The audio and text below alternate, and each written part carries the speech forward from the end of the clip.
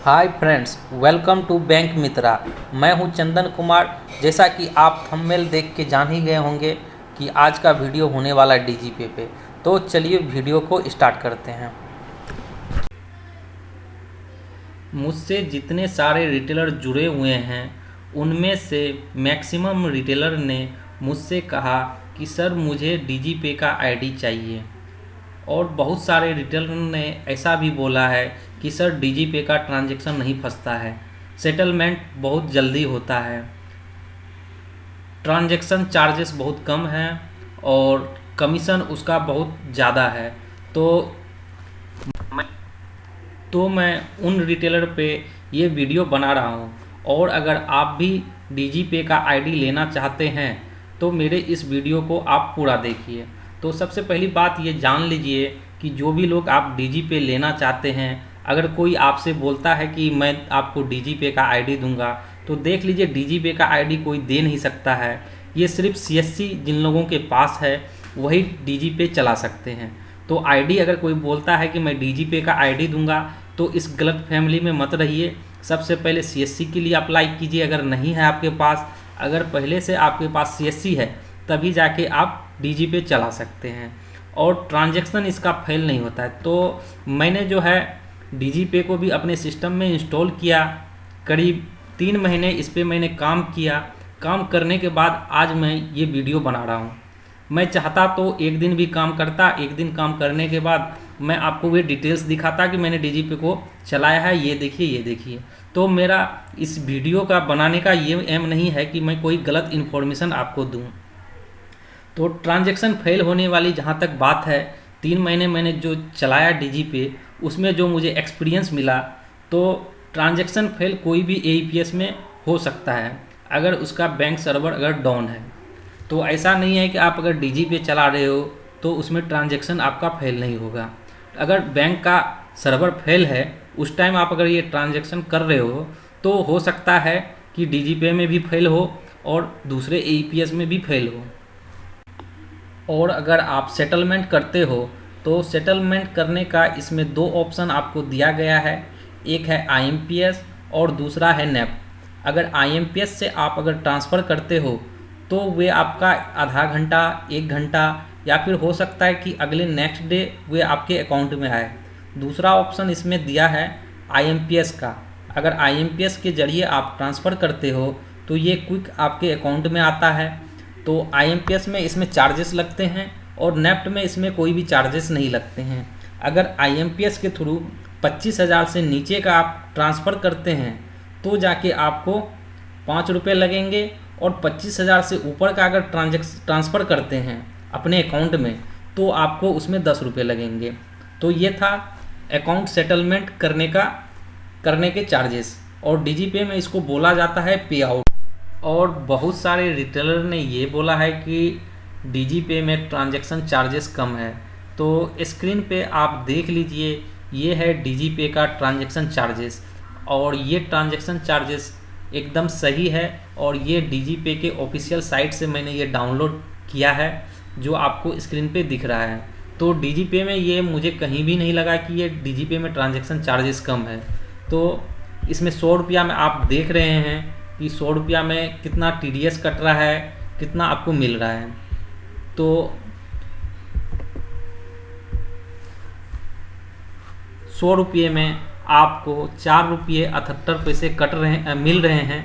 0.24 TDS आपका cut रहा है, और आपको नेट आपको मिल रहा है 4.54 रुपये। यानी कि 100 रुपये का अगर ट्रांजैक्शन आप करते हो तो 4.78 रुपये ये आपको मिलता है, जिसमें से टीडीएस 24 पैसा कट जाता है। नेट आपको 4.54 रुपये आपको मिलते हैं। वही 500 का अगर ट्रांजैक्शन करोगे तो उसका भी चार्जेस सेम है। तो मिला जुला के 5,000 का अगर आप ट्रांजैक्शन करते हो तो उसमें 31.90 पैसा आपको मिलता है, जिसमें से 1.59 आपको टीडीएस कट जाता है, और 30 रुपया 30 पैसा आपको जो है मिलता है। तो मुझे तो नहीं लगा कि किसी भी एंगल से इसमें ट्रांजैक्शन चार्जेस कम है।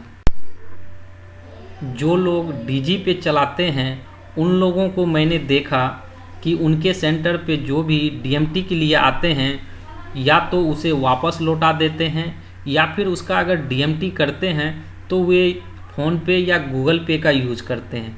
जब भाई डीजीपे में डीएमटी चार्जेस बहुत कम है तो डीजीपे यूज़ करो, ये फ़ोनपे क्यों चला रहे हो।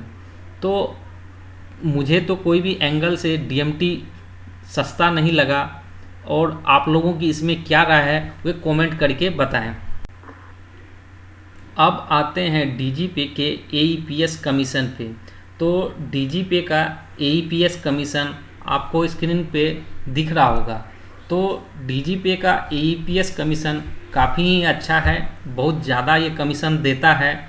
ये वाकई में बाकी सब एईपीएस से बहुत ज़्यादा कमीशन देता है।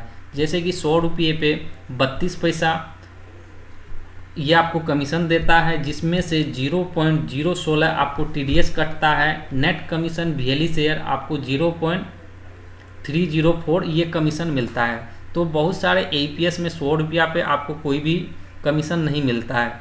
तो 100 रुपये पे ये काफ़ी अच्छा कमीशन देता है, और 200 रुपये पे आपको नेट कमीशन 0.684, और मैक्सिमम इसका जो कमीशन है आपको 3000 रुपये है। तो 3000 रुपये आपको 11.324 ये आपको।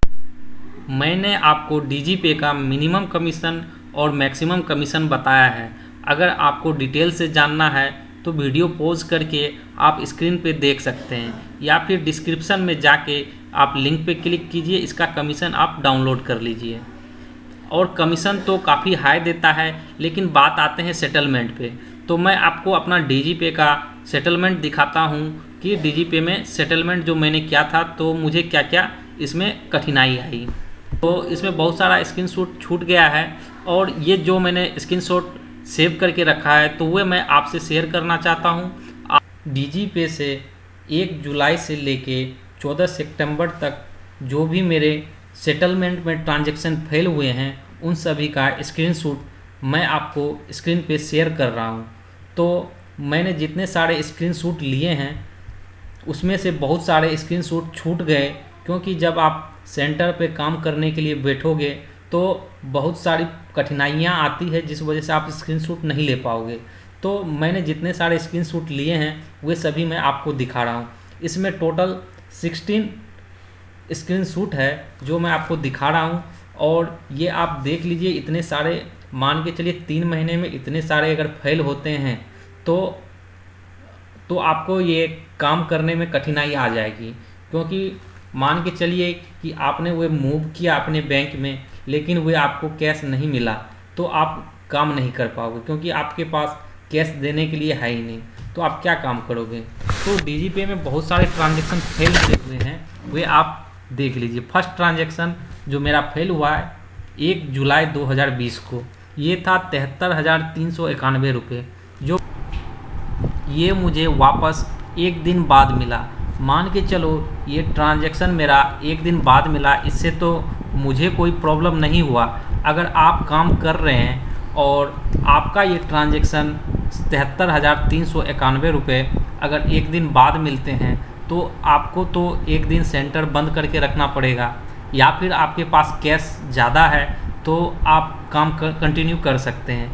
लेकिन आपके पास अगर पैसे कम हैं तो आपको मान के चलिए 73,391 रुपये अगर फंस जाते हैं तो अगले दिन तो आप काम नहीं कर पाइएगा, क्योंकि आपका पैसा जो है वो फंसा हुआ है। तो ये मेरा पहला ट्रांजैक्शन है जो फंस गया था। फिर उसके बाद बाकी जितने भी सारे ट्रांजैक्शन हैं वे मैं एक एक करके आपको दिखा रहा हूँ। और सबसे ज़्यादा जो मुझे कठिनाई आई थी, ये 14 तारीख को जो मेरा ट्रांजैक्शन फेल हुआ था, तो ये मुझे 2 दिन बाद मिला। तो ऐसे ऐसे मेरे पास बहुत सारे ट्रांजैक्शन हैं जो कि मुझे फेल हुए, तो मुझे तो फ़र्क पड़ा, लेकिन मैंने उसे एडजस्ट कर लिया।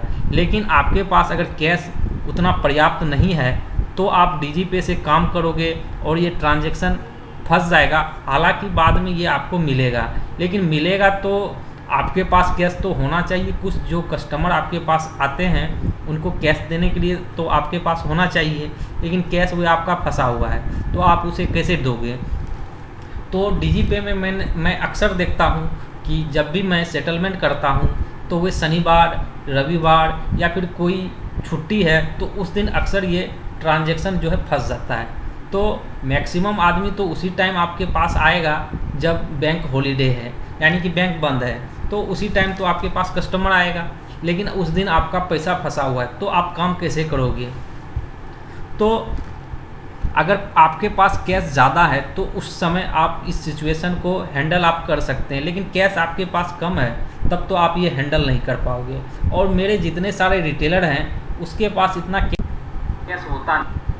और अगर आप डिस्ट्रिक्ट कोऑर्डिनेटर को भी बोलते हैं तो वे भी आपका कोई रिस्पॉन्स नहीं लेता है। और आगे कस्टमर केयर से भी आप अगर सपोर्ट लेते हैं तो वहाँ से भी आपको कोई सपोर्ट नहीं मिलता है, जिस कारण आपका एक दिन पैसा फंसा रहता है या फिर अगले नेक्स्ट वर्किंग डेज आता है या फिर 2-3 दिन बाद आता है। डीजी पे में अक्सर सेटलमेंट के टाइम आपका पैसा फंस जाता है, लेकिन मुझे सबसे दिक्कत तब हुआ जब मेरा 12 सितंबर को ये पैसा फंस गया। 12 सितंबर को मैंने 2 ट्रांसफ़र किए थे, एक टोटल मिला के 1,27,966 रुपये ये मेरे डीजी पे में फंस गए थे, जिस वजह से मुझे काफ़ी कठिनाइयाँ उठानी पड़ी। और अक्सर ये डीजी पे में अक्सर ये पेमेंट जो है फंस ही जाता है। तो आप लोग सोच लीजिए कि आपको डीजी पे में काम करना है या नहीं करना है। तो ये जो मेरे 1,27,966 रुपये फंसे थे, ये शनिवार को फंसा था और जो मुझे मिला सोमवार के 11 बजे के समथिंग मुझे मिला। तो मुझे तो लगा था कि सोमवार को मुझे सेंटर क्लोज रखना पड़ेगा। जब मैंने देखे कि मेरे पैसे आ गए वापस, तो मैंने सेंटर अपना ओपन किया। तो देख लो, अगर आप सीएससी से डीजी पे का अगर काम कर रहे हो तो आपके पास थोड़े बहुत एक्स्ट्रा पैसे होने चाहिए, तभी जाके आप काम कर पाओगे। तो मिलते हैं अगले वीडियो में, जिसमें मैं आपको ये जो मेरे पैसे फंसे हैं इसका मैं वीडियो बनाने वाला हूँ। आज का वीडियो समाप्त करते हैं यहीं पे, क्योंकि वीडियो लंबा हो रहा है। तो मिलेंगे अगले वीडियो में, लेकिन जाने से पहले मैंने जो डीजी पे ये वीडियो बनाया है इस पे मुझे 3 महीने समय लगे। और अगर चाहते हैं आप लोग कि मैं इस तरह के वीडियो बनाता रहूं तो मेरे चैनल को ज़रूर सब्सक्राइब करें।